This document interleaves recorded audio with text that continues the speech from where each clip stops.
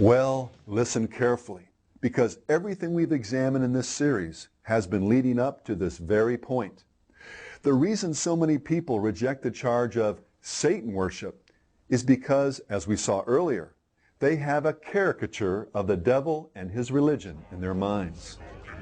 He's the horn-headed demon in red pajamas, and serving him, should he even exist, would involve sacrificing babies, drinking blood, or something else equally horrible or bizarre. In reality, though, following Satan is far more mundane and universal than most people realize or would care to admit.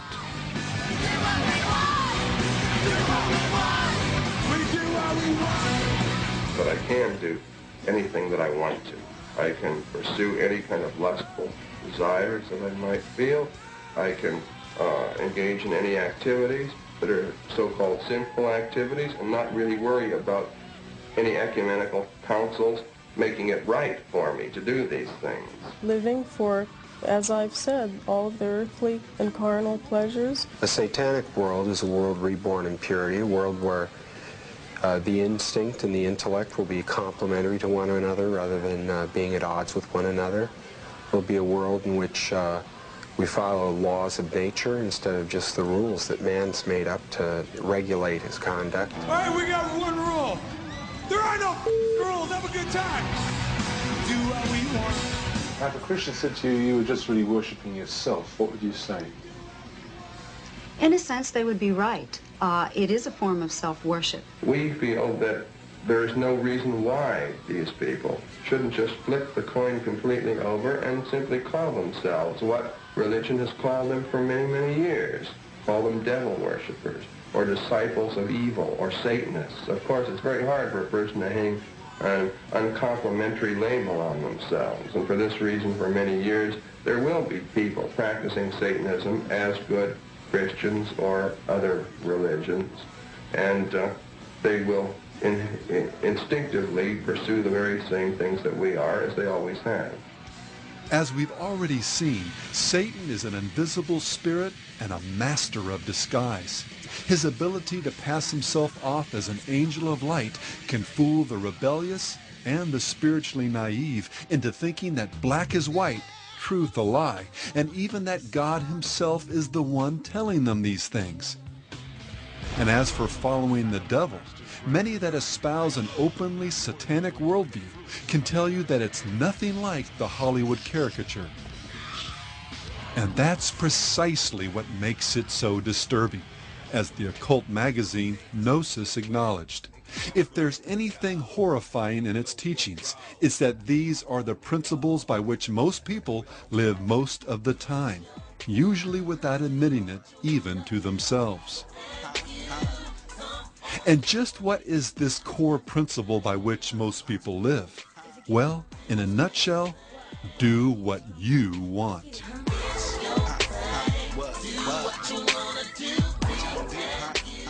Surprised? Well, Anton LaVey wasn't. He understood precisely from where this popular concept had arisen. And he must, as a Satanist, knowing this, realizing what his human potential is, eventually, and here is one of the essential points of Satanism, attain his own Godhead in accordance with his own potential.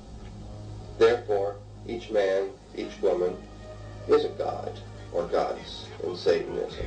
Big Pimpin' really, man, is living life to your fullest potential. I mean, like, whatever you want to do, when you want to do it, you do it, but in the grandest way possible, you know? And for a god or goddess, what's the ultimate standard for ethics, meaning, purpose, and destiny? You've got it. Whatever you feel is right. My heart is the ruler of all my being. If my heart tells me it's true, that's good enough for me. The answers to your problems are in yourself and not in a god or religion.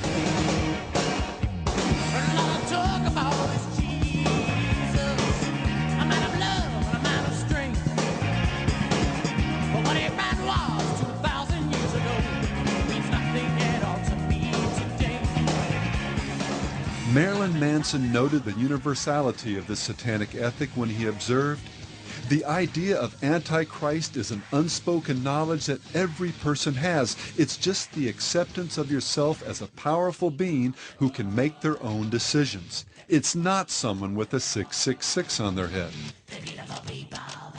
And Satanism is about worshiping yourself because you are responsible for your own good and evil. What would you define being a Satanist as? Worship of themselves. You're worshiping yourself when you worship Satan. Aleister Crowley stated it this way in his infamous Book of the Law: every man and every woman is a star or a god. And as we saw earlier, do what thou wilt shall be the whole of the law. I'm basically a free thinker. Whatever anybody wants to do, they can do whatever they want as long as it doesn't hurt other people. I live by myself, you know. I live by my own values and all that, morals. I set my own ways. How do you determine what those morals and values are? Well, I don't know, I just do what's right for myself. By declaring that each person should walk in their own light, discover and then do their true will, LaVey, Manson, and Crowley, along with Nietzsche and others, have simply been echoing the father of all lies, the one that goes back to the very dawn of human history. Then the serpent said to the woman, God knows that in the day you eat of it, your eyes will be open and you will be like God, knowing good and evil.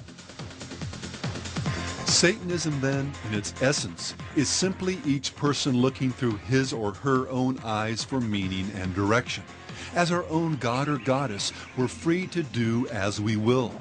Theologically, this worldview can be reduced to a single precept found in the 4th chapter of the Book of Satan.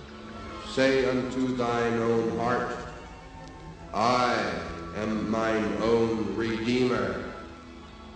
Or, to put it in more common terms, the, quote, triumphant strains, end quote, of a song that LaVey and his disciples viewed as one of the most satanic of the 20th century. I did it my way. For what is a man? What has he done? If not himself?